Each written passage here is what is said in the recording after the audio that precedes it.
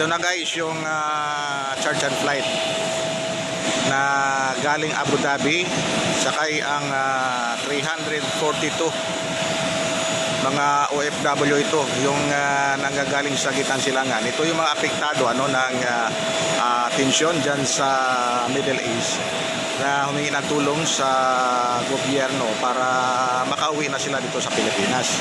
Kaya't kumuha ng eroplano ang pamahalaan, at ito'y inarkila ito ng gobyerno para sakyan ng mga OFW, kasama yung kanilang mga dependent na nanggagaling sa Abu Dhabi, at dito nga lumapag sa Villamor Air Base. Ngayon ilalagay yung hagdan diyon sa may pintuan ng eroplano, dahil wala kasing tube dito, dahil hindi sila lumapag doon sa mga terminal, gaya ng Terminal 1, 2, 3, 4, 5. Kaya't dito sila sa Villamor Air Base, at kaya't nilagyan ng hagdan itong pintuan ng eroplano para dito dumaan yung mga pasahero.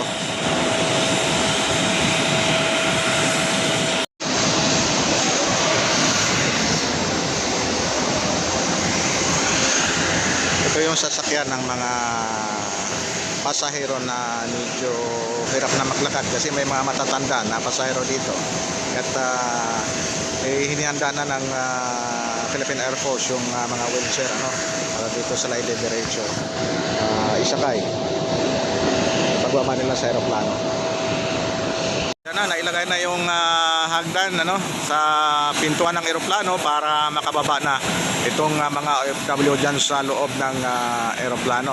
Pagkababa nila dyan, diretso sila dito sa may pinakahangar para sa debriefing, at nandito na rin yung mga opisyal ng DMW, OWA, DFA, DOH at DSWD na magbibigay ng suporta dito sa mga repatriated OFW na nanggagaling sa Abu Dhabi. Sila yung mga apektado ng tensyon dyan sa Middle East, kung kaya't sila humingi ng tulong sa ating pamahalaan para makauwi na dito sa Pilipinas. So antabayan pa rin guys, dahil mamaya magbabalik pa rin tayo para sa karagdagang update. Kaugnay pa rin dito sa pagdating ng 342 na mga OFW mula sa Abu Dhabi.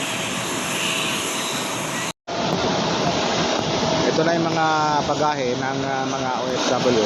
Mano-mano nilang binababa dyan sa eroplano. Dahil walang tube dito, walang conveyor, kaya't mano-mano binababa yung mga luggage ng mga OFW.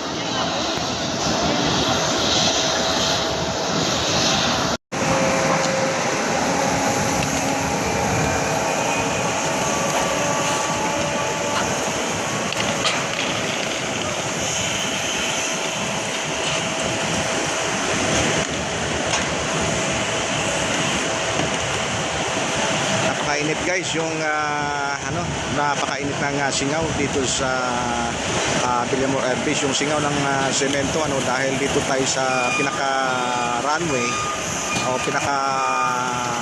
nitong Ninoy Aquino International Airport.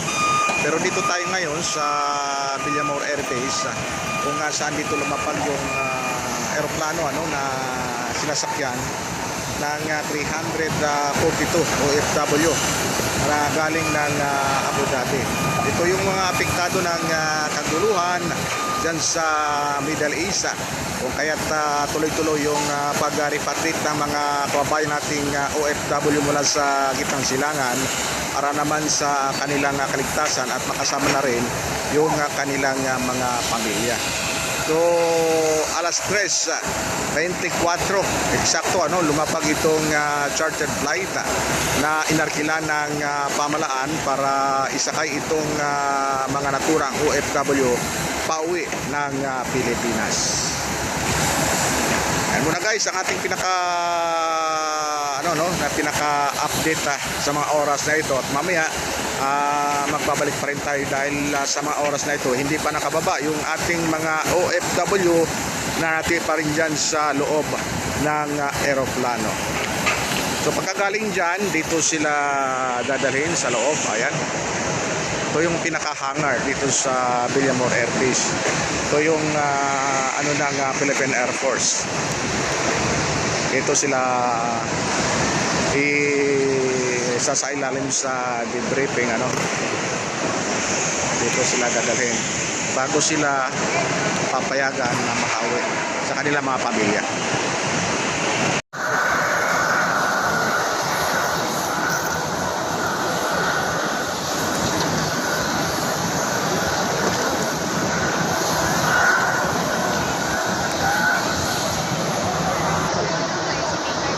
Grabe, 9 years pa daw siya. Yung mga staff base dito, siguro ipamimigay ito sa mga OFW.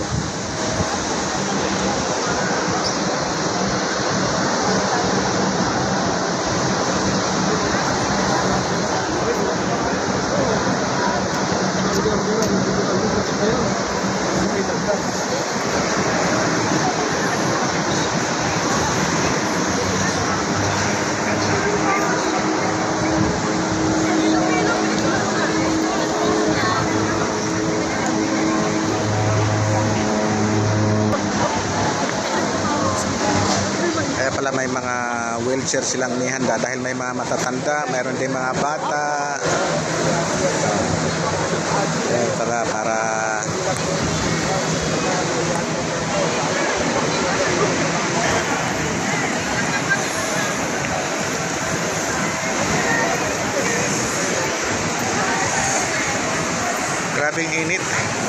grabing init ang singaw guys dahil nandito tayo mismo sa pinaka daanan talaga ng eroplano. Oo, sa gilid tayo ng runway kung kaya't yung singaw ng semento talagang matindi yung init. Lalo na mainit yung panahon, nakakaragat pa yung singaw ng semento. Kaya talagang may mga bata Doon sa 342, kasama na itong mga dependent, yung sinasabi nilang mga pamilya, nung mga OFW, may mga bata pa ako nakikita rito, may mga matatanda. Oo.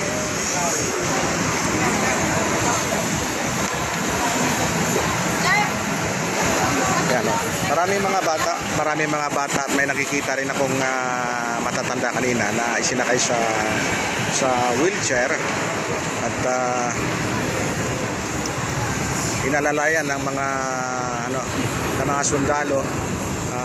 Pagbaba nila dito sa eroplano, nakaabang na yung wheelchair doon sa mga ilang pasahero na hirap na maglakad, doon sa mga matatanda, doon sa may kapansanan at yung iba naman doon sa mga bata na talagang hindi pa po pwedeng pabayaan dahil talagang mga oras na ito talagang napakatindi yung init ng panahon dito sa harapan ng Villamor Air Base.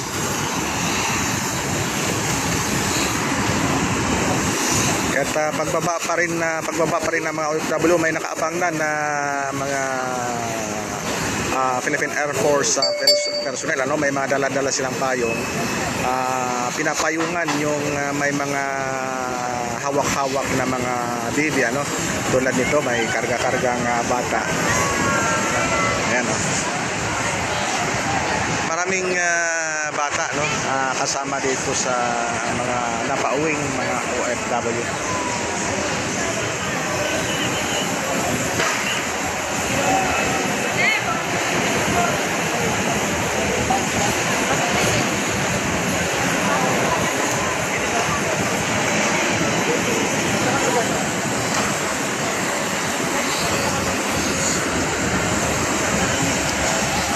Nagkasya yung 342 OFW dito dahil malaking eroplano kasi ito, malaki yung eroplano na ilargali ng gobyerno para dito sa 342 na mga OFWs, kasama na yung kanilang mga pamilya.